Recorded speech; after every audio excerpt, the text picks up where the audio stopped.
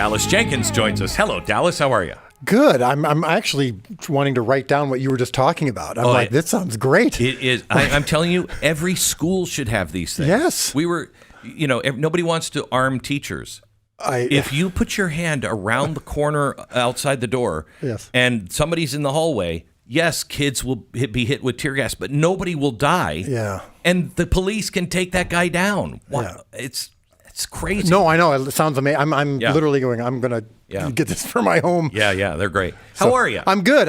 Here's the thing. I'm looking at you, and you're a handsome guy, but behind you is this big picture where you look phenomenal, and it's like it's not good for you to put it right behind you because then I'm like, wow, that's. Wait a second. There's a difference. Like you're like again, you look good in person that's me too. happy. But that's you happy and rugged and handsome and right. I'm like, wait a minute. There's a disconnect. So tell me the story of the film Best Christmas Pageant Ever. I have to admit to you, I have not seen it. I've had others who have seen it and just rave about it. I've seen the trailer. Yeah. This is before you ever sent me anything or was going to become. I didn't know who it was, and I watched the trailer and I'm like, this looks fantastic. It looks it's a movie heartwarming and funny and all of it. And it's true. And I really think you and I've talked before. This is your kind of movie. I really think you'd love it. I read this book almost 20 years ago to my kids. My wife brought it home. And the first couple chapters, I'm reading it. Now, this book's been around for 50 years. I read it in public school, which is why I was so surprised by what happened when I read it again to my kids. First few chapters, I'm laughing. It's very witty, very nostalgic, just a terrific story. And I get to the last chapter, and I'm going, I didn't remember how Jesus-y this was. Like, I don't know how we got away with reading this in public school. I think it's because of the Christmas of it all. But I get to the last chapter. You grew up in Oklahoma? Illinois. So, wow. Yeah, a little different. Yeah, okay. But anyway, the first... the story is these 6 herdman kids, the worst kids in the world, the ones that everyone is looking down on. And this is, I just want to reemphasize. No, it's not. It's not true? No. Okay. Somebody told me it was a true story. No. Okay. That's The Chosen. Okay. That's a true story. This, she captures, it feels very real. It's very nostalgic. You remember the movie A Christmas Story? Yeah. Very much that feel to it. But in this case, these 6 kids, they're on the wrong side of the tracks. They're in poverty. They're mean. They're feral. And this church in this town don't want them around, and they hijack the town's Christmas pageant, and they take over the roles. They bully the other kids into saying, we're going to play these roles of Mary and Joseph. So, of course, everyone's scandalized and thinks it's going to be the worst Christmas pageant ever. Because they're so un-Christ-like. Right. Yeah. And so much like Mary and Joseph, like you can't have this awful girl playing the Mother Mary. Mary is beautiful and sweet and pretty and always looks clean. So they get to the performance of the pageant, and I don't want to give anything away. Of course, it is called the best Christmas pageant ever. So, but we get to that last chapter. I start crying so hard I can't see the pages. My kids are looking at me like, what is going on? And my wife, Amanda, goes, all right, give me the book. Let me read it. She starts reading. She starts crying. We're passing the book back and forth to each other while the other one recovers.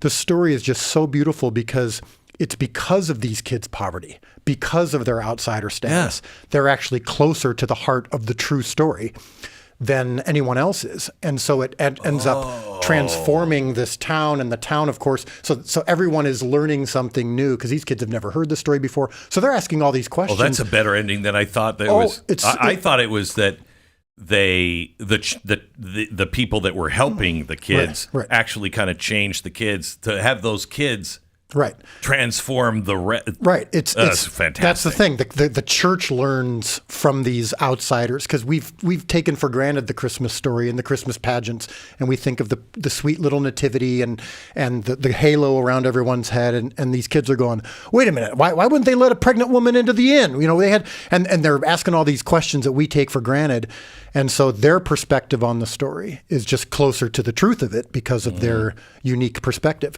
and outsider status. And so it just was so beautiful. And there's a very common connective thread between that and The Chosen. My passion has always been, and we've talked about this before, I'm taking Jesus and the apostles down from stained glass windows, down from the pretty paintings that we've seen, and trying to give you the most accurate direct portrayal of the humanity of these people and the true story, and that's what really stood out to me about The Best Christmas Pageant Ever. Now it's funny, it's witty, it's a traditional Christmas classic, but it's got this. It's probably the only of the movies that I would consider to be Christmas classics, and hopefully this becomes one of them, that really does put a spotlight on the true story of Jesus, but in a fun way. It's amazing to me how snotty Christians can get, and maybe it's because they either didn't have that kind of experience or didn't need the redemption of Christ as much as others do.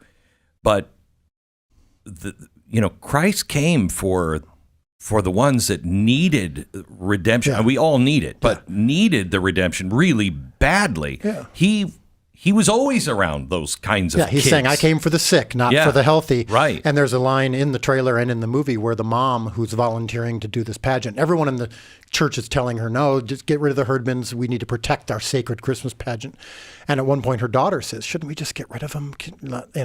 And she says, I think that would contradict the whole point of the story. Right. And she says, the point of the story is that Jesus came for the herdmans as much as he came for you and me. He was, everybody in that story was rejected and despised. Yes. And there's also a moment where the herdmans walk out on stage and they're wearing the clothes they cobbled together at home to portray Mary and Joseph instead of the pretty costumes that were given to them by the church, right?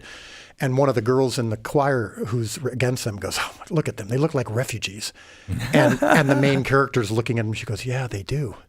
And she's smiling going, this is what Mary and Joseph were. They were refugees. They were outsiders. So it's those kinds of moments that, unlike, again, some of these other Christmas classics that I love, Elf and Christmas Story and some of these Home Alone, they're all great. But this is a movie that has all those elements of humor and whatnot. But then there's these moments where you go, oh my goodness, that is the true story. Yeah. And I think to your point about Christians and those of us, especially here in America, I think sometimes it's not that we need redemption less. If anything, we need it more. But it's our awareness of our need, which sometimes goes away when you are living comfortably.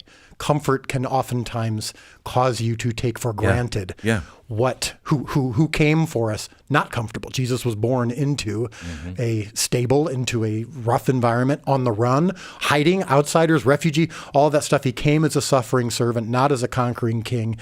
And we sometimes forget that. Yeah. And it's remarkable to me, the best Christians, I put a few people like Billy Graham into other categories, but the best Christians that I have met, regular people, are those people usually from the Middle East or from China. Oh yeah. The ones who are just like, they have to know God because it's literally all that gets them through their day. Oh yeah. I have a friend who runs this ministry called World Relief, and he said, the church in Iran is cool, man. Oh, I bet it is. He's like, they're like, we just had another great bombing. And they're like, what? Like, we had a bombing of one of our churches. We've never been closer to God. We've never been more desperate for him. And I'm like, man, I wish I could reach that level of passion and desperation without needing to be oppressed. I went to Iraq years ago, and we were rescuing the Yazidis, and I was supposed to come pick them up, and then we were going to take them to some other country in Europe. And so when I get on the plane in New York, I'm told you may not be able to go see them because ISIS has just targeted the church at the time you're supposed to arrive, and they're having a final service. And so I'm on the plane wondering, I mean, what am I going to do when we get there? Right. And I get there and I said, so where are we meeting? And they're like, oh, at the church. And I said, did ISIS? And they said, no, they're not changing their plans. Yeah. And I said, okay. And then halfway through church, Russia said that they were going to start bombing that city, and and I'm laughing just because it's like, this is not something we think about in America, right? And I'm like, should we all maybe? Is there a shelter around here? They just kept singing and praying, and they said to me, "Oh, if we die, we're with God. Right now, we're fine. This is great. Yeah. It was amazing to see it. Very humbling. Yeah. And so that's the kind of thing I'm hoping, not only that it reaches me, but the viewer. When I do The Chosen, when I do a movie like Best Christmas Pageant Ever, it's, can we somehow remove these, sometimes it's religion, sometimes it's our sin, sometimes it's our art that gets us further away from that, what actually happened, and from that desperation and from that authenticity. And so, yes, in this case, it's wrapped in a fun PG-rated Christmas movie, but it's all the same intention of, man, I'd love to get that level of direct connection, so connected to Jesus that everything around you is irrelevant. And this is so important this Christmas. I mean, I've been fighting Santa, not in a bad, I didn't want to be that bad dad that's like, well, it's Santa. You know, I had fun as a kid with Santa, but it was a different culture.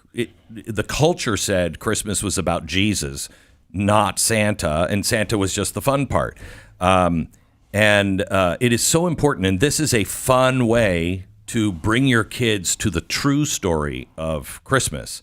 It's called The Best Christmas Pageant Ever. It's in theaters now. Are you going to release it on video on demand before Christmas or not? Just close to around Christmas. Yeah, okay. But I do hope that people go see it in theaters now. Yeah, we want it to last in theaters as long as possible. But yes, eventually, shortly before Christmas, it'll be available at home as well. Yeah, I will tell you that it speaks a lot. I think this came out November 5th.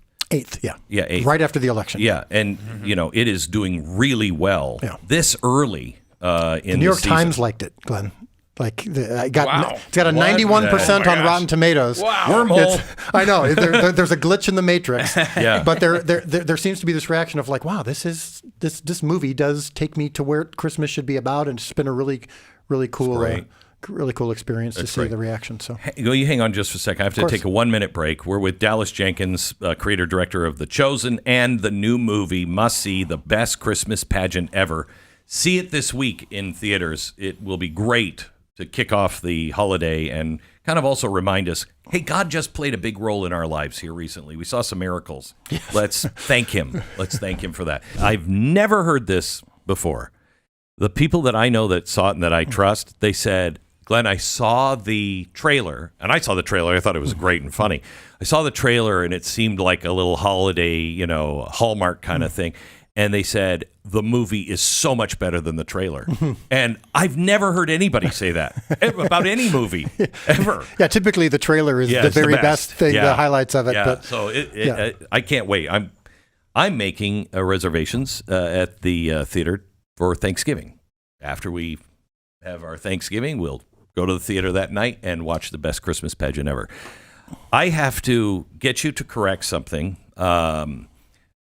There was somebody I was talking to that goes to a Christian school here in Dallas, and they were talking about it with a Mormon friend who has a child in that school, and it came up that the Mormons distorted The Chosen because they were involved, and so you can't believe The Chosen scripturally. And I want you just to verify that you used the set, I think, for the first year from the Mormon Church, and all churches are involved. But I said to them, you need to go back into the classroom and say that Dallas Jenkins has a group of Bible scholars that look at it from all angles, and they argue, make sure it's exactly biblically correct. Yes. Correct? 100%. And number one, I'm a evangelical Protestant. I have the final say and control over every single piece of content in the show. It's not influenced by anybody. And as I'm sure you wouldn't be that surprised, but all of the Mormon friends or people that I have that I work with, or I have people of all backgrounds who and lack thereof. I mean, half my cast and crew aren't believers. But there hasn't been any arguments. None of them have said, well, we wish you would do this instead and be more Mormon in your portrayal of Jesus. Like, it's the Gospels. It's the stories of Jesus. It's pretty cut and dry. We don't, the arguments we have about Jesus are based on things that took place after he was here or before he was here on earth. But it is astonishing, some of the rumors. You use a set that's owned by the church. It's not like they said, okay, now if you're going to use our set, now you have to put this in. You have to Mormon this up. Yeah. Because this set doesn't come free. Yeah. So no, it's that was the first time I've ever had to defend my Christian friend against like the Mormons. It was weird. Yeah, no, it's been wonderful and a great relationship with everyone who's involved. Thank you so much for everything that you do.